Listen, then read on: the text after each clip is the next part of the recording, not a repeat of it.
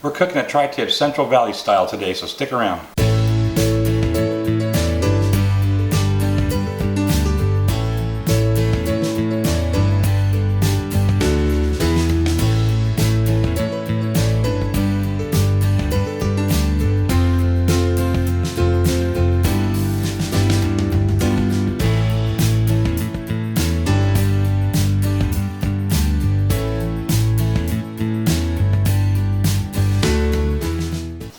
Alright, I'm going to show you my favorite way to cook up a tri-tip. I do it a lot of different ways. You know, such a versatile piece of meat. Got real popular here where I live. I live in Bakersfield, California, so I am at the southern tip of the central region of California. Not too far away from where the tri-tip was originally perfected with Santa Maria barbecue.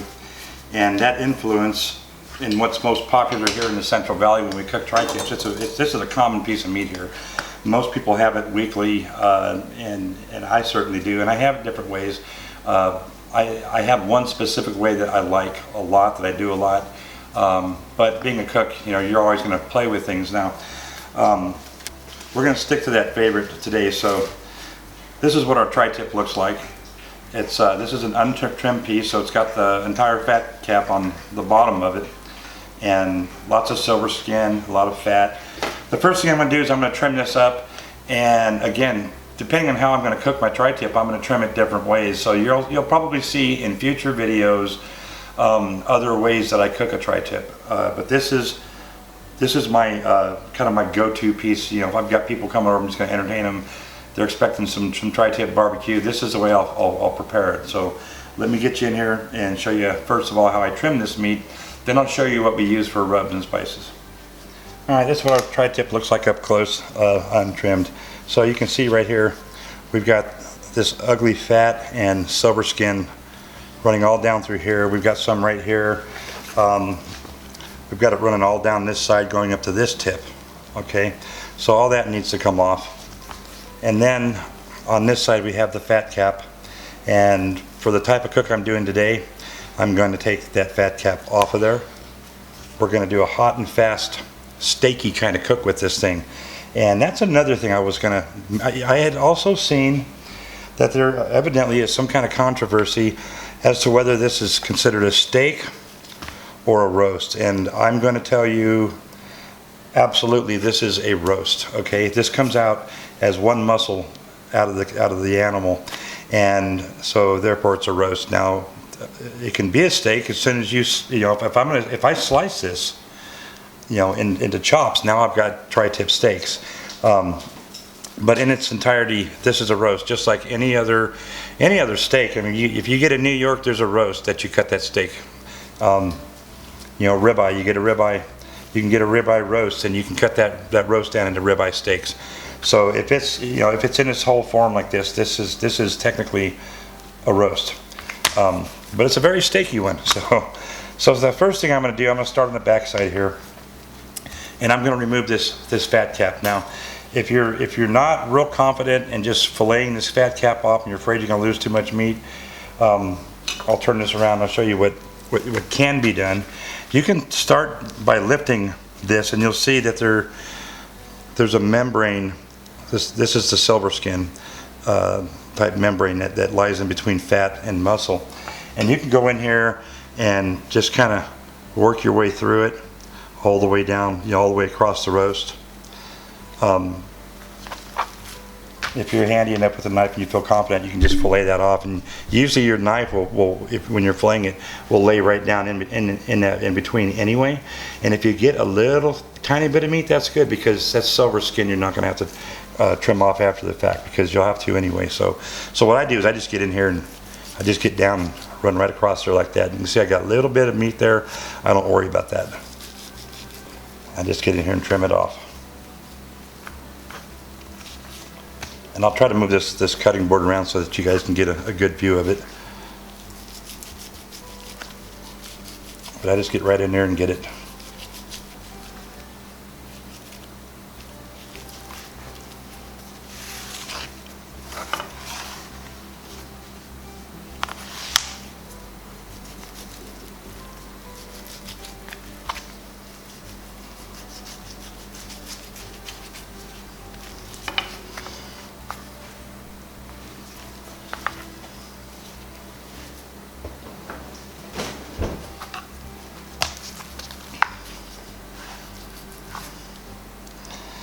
And now I'm coming back and I'm just taking off some of that silver skin.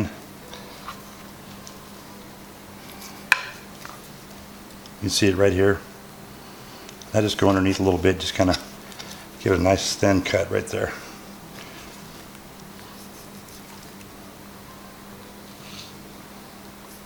It's going to help our rub get down into the meat. Plus, it, you know, silver skin, especially when you do a hot and fast cook, it's going to be there after the fact, and it kind of affects the chew on it. So I try to get most of it off. I don't get too picky about it. Some people cook it without removing any, and I've done that too.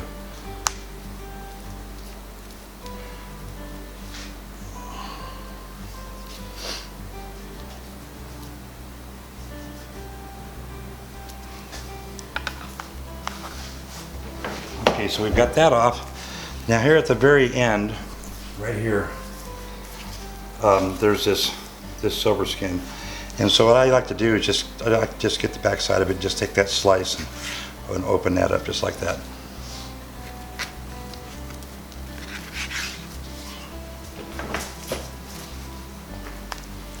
Okay, that's looking pretty good. All right, and then I'll also take this right here and I'll just run down this edge just like that. Get that off of there. And we'll go to the other side here. All right. So right here I've got silver skin. Right here I've got it. So I'm just going to go in here and get up underneath that and trim it off.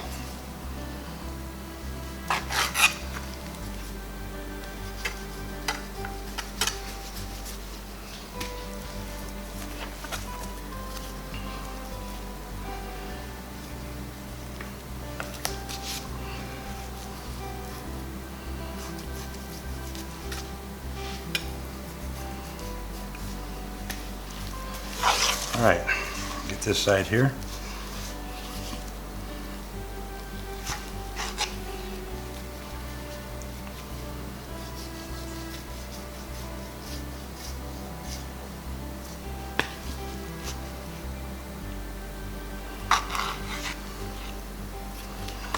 It's a little gougier than what I normally get, but that's because of the angle I'm having to cut at so that I can show you on camera what I'm doing. I'm actually cutting the opposite direction that I normally do, so. But that's okay, like I said, don't overthink it. Good piece of meat. You're not really gonna hurt it. So, we're just about done. I see this, it's got a little bit here that I wanna get off, so I'm just gonna come in, just kinda cut that off right there. That looks pretty dang good. Yeah, that's going to work. So that's how I trim it. Now I'll show you what I do to spice it. If you're going to do a traditional Santa Maria style profile on this, then you would, it's very simple. You would use salt. So I've got 2 tablespoons of salt there, and then pepper. I'm going to do about 1.5 tablespoons of pepper, and then garlic powder. So I'll do a couple tablespoons of garlic powder.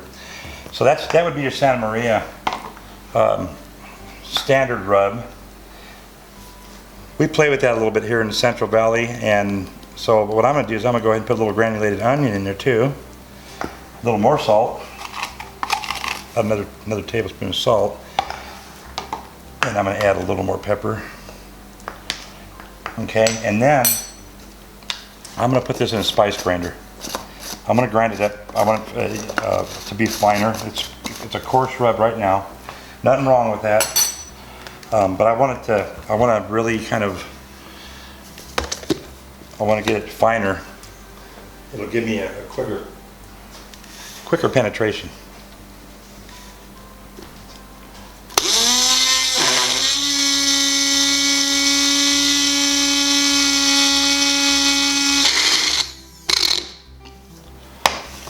Alright, so we've ground that down to fine, and then I'm just going to, one last step, I'm going to throw some dry parsley in there.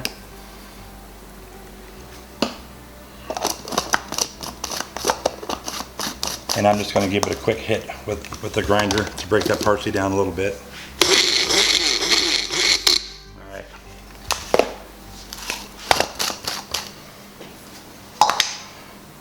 So there is going to be our rub. Okay, now all we got to do is just give it a good rub down. Coat it heavy. I'm going to coat it real heavy with this rub. Not putting any kind of binder on there. It's going to stick just fine. The salt's going to have no problem drawing some liquid from the meat to help it hydrate.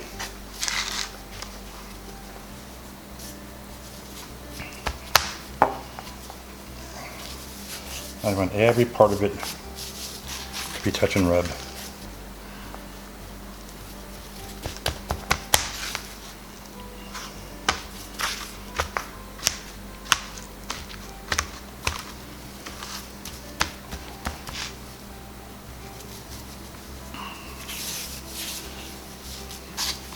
Very aromatic, I can tell you that. Alright, so she's rubbed down good. I'll show you another little trick that I do sometimes. Okay, so we've got it all rubbed down now, and a little trick that I do sometimes when I don't have the time that I really want to have to marinate this meat, you know, usually I like to dry marinate in this rub for I like 4 hours. I don't like to do too much on an overnight with a tri-tip. I don't want to overpower the flavor of the beef, but I like to have 4 hours, 2 hours minimum. In today's case, I'm really only going to have about an hour, maybe an hour and a half at best. So I put this in and I vacuum sealed it in a bag.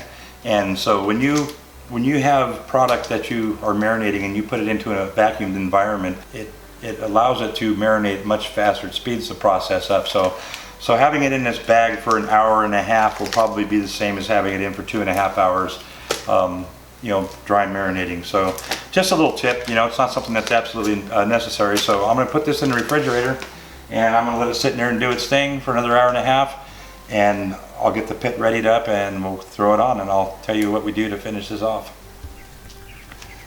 Okay, we're going to throw some wood chunks. Just a few small wood chunks in the bottom of this basket. So I got these Weber charcoal baskets here that I'm going to cook over to the side with. So we're doing an offset cook on this. If you don't have one of these baskets, you can just pile your charcoal on the side there. I'll put a link to these in the description of this video, to these baskets, if you want to order one through our affiliate link. And then I'm going to, actually before I put that in there, I want to throw in just a little bit of unlit charcoal there. And then we'll go ahead and pour about a quarter of a chimney worth on top of that. That looks about right. Okay, so we're going to let that ride. We'll go ahead and cover this up, and when the pit gets up at about 250 degrees, that's when the tri-tip's going to go on. We'll close it up. We're going to let this thing ride at about 350. It'll ramp up to 350, and we're looking for the internal temperature of that tri-tip to be about 130 degrees, and then we're going to pull it and rest it. So we'll go ahead and let the pit get up to speed, and we'll bring you back in. Alright, we're up to temp, so I'm going to go ahead and sear this tri-tip directly over the coals.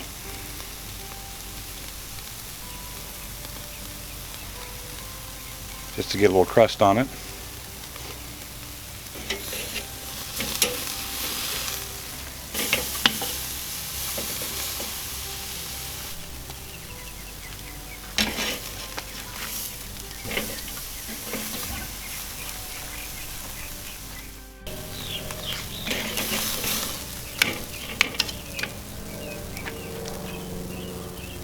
Okay, we'll cover it up and let it ride. She's off the pit now. I neglected it just a little bit, so my internal temperature actually got up to about 134 degrees, which is a little hotter than what I wanted. But I brought it in, we rested it out. I didn't tin it for a little bit, I let it go ahead and rest down a little bit, and so we should be good to go. 20 minutes rest. We had a top temperature on our pit today of about 375 degrees. That was fine. We just kept an eye on it. Like I said, I neglected it right there toward the end. I should have been keeping a closer eye on it, but all good. It's definitely not going to be a fail. It's going to be a beautiful tri-tip. So let me go ahead and show you how this slices up, and if it makes you hungry, go out there and get you one of these tri-tip roasts. And if you don't have that available in your area, just get some good soft top sirloin. Good top sirloin roast or a sirloin tip that has a little fat around it. It'll do the same thing for you. So here we go. Let me show you what we got.